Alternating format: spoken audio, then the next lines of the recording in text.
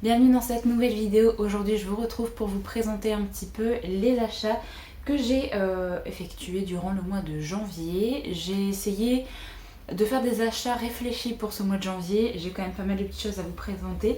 J'ai d'ailleurs tout mis dans un sac.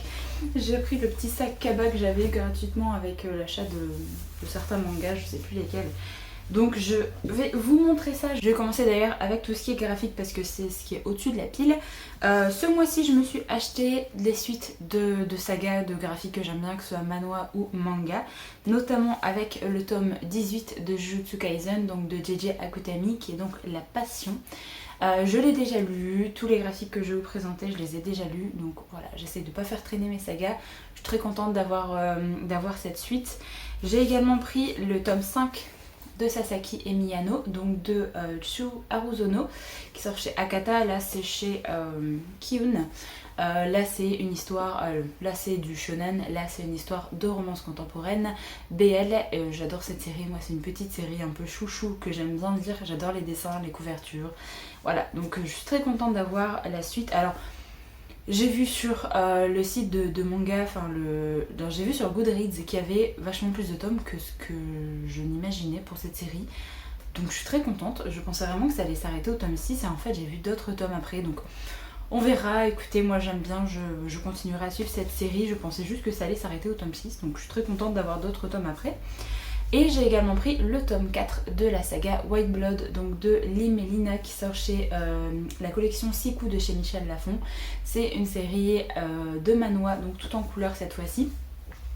Tout en couleur, où on parle de vampires. J'adore cette série, moi j'adore les dessins. Je trouve que, on voit déjà le dessin derrière, j'adore les dessins, la colorisation. Voilà, je suis assez fan de cette série et j'avais très envie de lire des choses à propos de vampires en fait là en 2023, donc je suis très contente d'avoir cette série qui va encore m'accompagner. J'ai regardé sur l'appli Webtoon pour voir un petit peu combien il y allait avoir de tomes un petit peu dans cette série. Là on est arrivé au chapitre 47 à la fin de ce tome 4 et il y a 92 chapitres je crois. Donc ça devrait se terminer en 8 tomes maximum je pense au niveau de cette série de manhwa, donc c'est pas non plus une trop grosse série, je suis assez contente. Mais je continue avec plaisir parce que c'est vraiment une série que j'adore. Donc voilà un petit peu mes petits achats pour les suites de manga et de manhwa. Ce mois-ci il y avait la sortie poche d'un nouveau Colleen Hoover qui est Cœur et âme, donc qui sort chez Hugo Poche. Je ne sais pas de quoi ça parle, mais là actuellement à l'heure où je tourne cette vidéo, je suis en train de participer au readathon qu'a organisé Nina Quill et du coup techniquement je vais essayer de le lire là ce week-end. Donc je vous en parlerai très certainement dans le vlog du readathon si jamais j'arrive à le sortir. J'espère en tout cas, mais le vlog normalement ce sera la prochaine vidéo sur la chaîne, donc vous aurez mon avis très vite si jamais j'arrive à le lire. Mais je suis très contente de retourner dans un livre de Colleen Hoover et j'espère vraiment qu'il me plaira beaucoup plus que Layla qui a été une assez grosse déception pour ma part. Donc voilà, je suis contente, j'aime bien la couverture en plus. On verra bien un petit peu ce que ça vaut, je croise les doigts vraiment pour mieux apprécier cette lecture. Alors ensuite j'ai fait un petit craquage chez les éditions La Talente ce mois-ci, je me suis pris deux petites novellas. La première novella que je me suis pris c'est Apprendre si par bonheur de Becky Chambers. Vous savez, si jamais vous avez vu ma vidéo de mon challenge pour l'année 2023 où je veux lire les coups de cœur de certains booktubeurs, booktubeuses, bookstagrammeurs, et pour Paper Palace j'avais choisi ce titre là. Pour ce week-end de readathon je l'ai mis dans ma pile à lire et je viens de le terminer, donc je suis très contente, c'est déjà un titre de lu. C'est une nouvelle qui est très courte, ça fait 140 pages. C'est une petite novella de science-fiction où en fait on va suivre 4 personnes qui font partie d'un équipage qui vont aller sur 4 planètes différentes qui sont susceptibles d'abriter la vie, donc on va suivre un petit peu leurs expéditions, leurs aventures un petit peu là-bas et également un petit peu qu'est-ce qu'ils pensent de tout ça.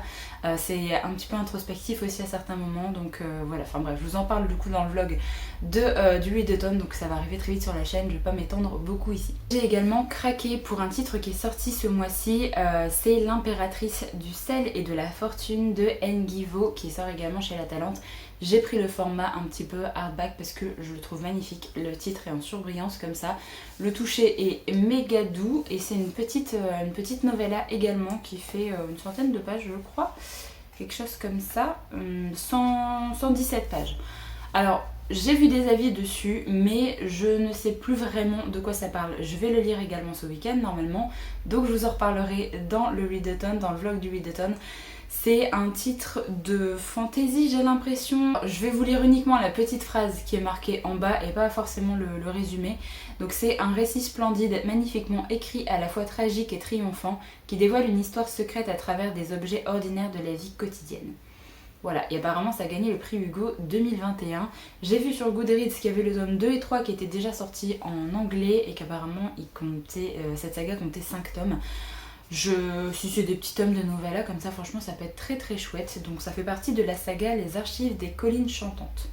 Voilà, les couvertures des tomes 2 et 3 sont magnifiques également, donc j'espère qu'on aura également droit à ce petit format un peu collector. Donc voilà, j'ai trop hâte de lire là ce week-end, je vous en reparle du coup très vite. Alors ensuite, j'avais gardé une partie de l'argent que j'avais reçu à Noël pour m'acheter des titres qui sont pas donnés déjà, des grands formats, parce que c'est pour poursuivre une série que j'adore.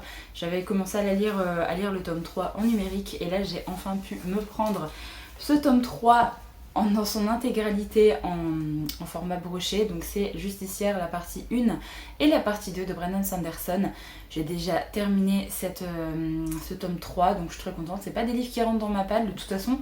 Là vous verrez que techniquement, si jamais j'arrive à lire ce que je vais lire là ce week-end, il n'y aura qu'un seul titre qui sera pas lu de ce book haul, donc ça c'est plutôt chouette. Je vais pas rentrer plus dans les détails que ça parce que c'est un tome 3, je vous en reparlerai vite fait de toute façon dans un update de ma lecture de la deuxième partie. Celle-là je l'avais lue déjà en fin d'année 2022 et je pense que c'est mon tome préféré de la série pour l'instant.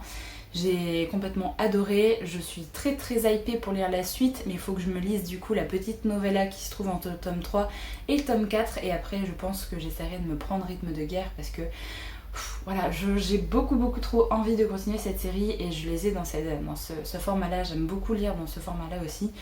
Donc voilà, je continue ma collection des livres de Sanderson, et s'il y a bien un auteur où je rechigne pas pour mettre 23 € pour un bouquin, bah c'est clairement lui, parce que là, cette série c'est tellement génial.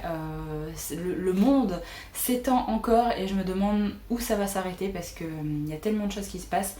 Les personnages sont tellement attachants, je suis tellement investie dans cette série que c'est difficile des fois de quitter un tome et difficile des fois de lire également certains passages, mais je ne peux que vous conseiller cette série de fantasy si jamais vous ne l'avez pas découvert encore.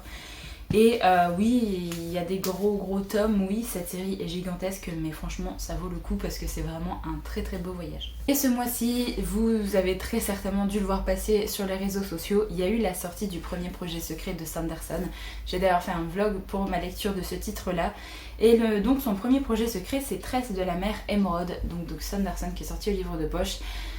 Voilà, je suis très contente, je ne pouvais pas m'empêcher d'aller chercher ce titre-là dès que ça a été publié, dès que c'est sorti. J'ai passé un très bon moment de lecture, je vous laisserai aller voir le vlog si jamais vous voulez mon avis.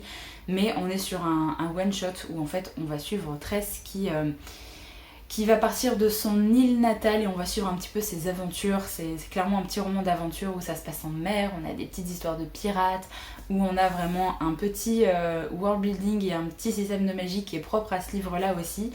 Et franchement j'ai adoré. Un petit côté fairy tale aussi, Sanderson le dit qu'il a voulu faire un petit côté fairy tale mais vraiment à sa façon.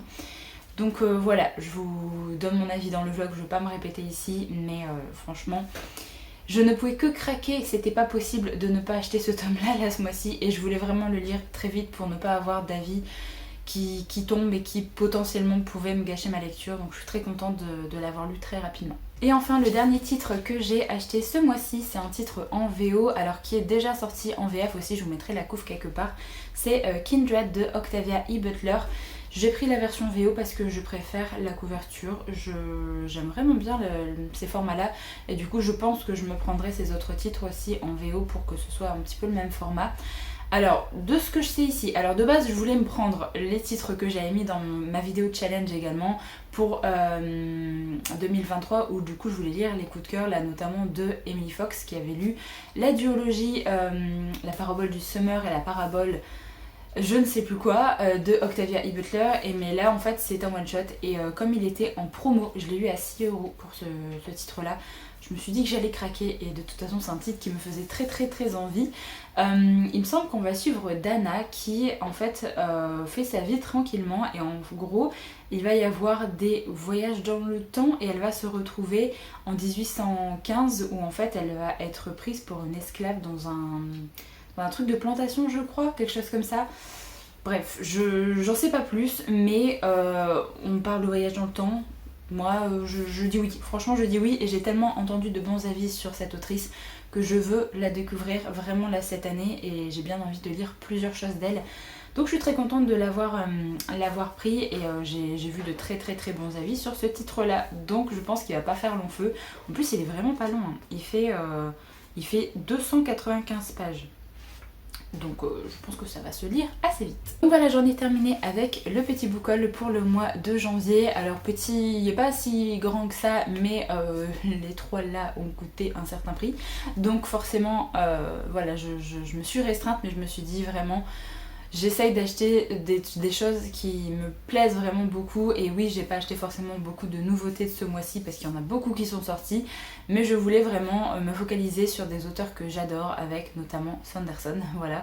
Et je pense que dans les mois prochains je vais essayer de faire ça aussi, de privilégier les auteurs que j'adore plutôt que de craquer sur des sorties dont je ne sais pas forcément grand chose ou des premiers tomes de saga, etc.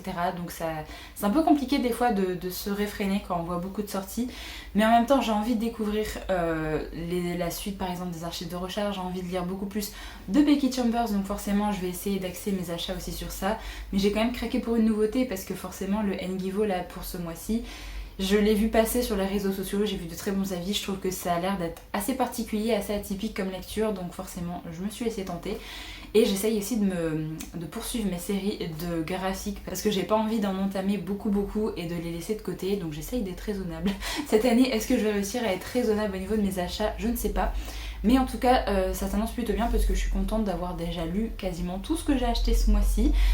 Il faut quand même que j'essaye de lire mon ancienne palle, entre guillemets, mais là je me suis dit, j'ai envie de me faire plaisir, j'ai envie de lire ce que j'achète directement, donc je me suis pas fait prier pour ça.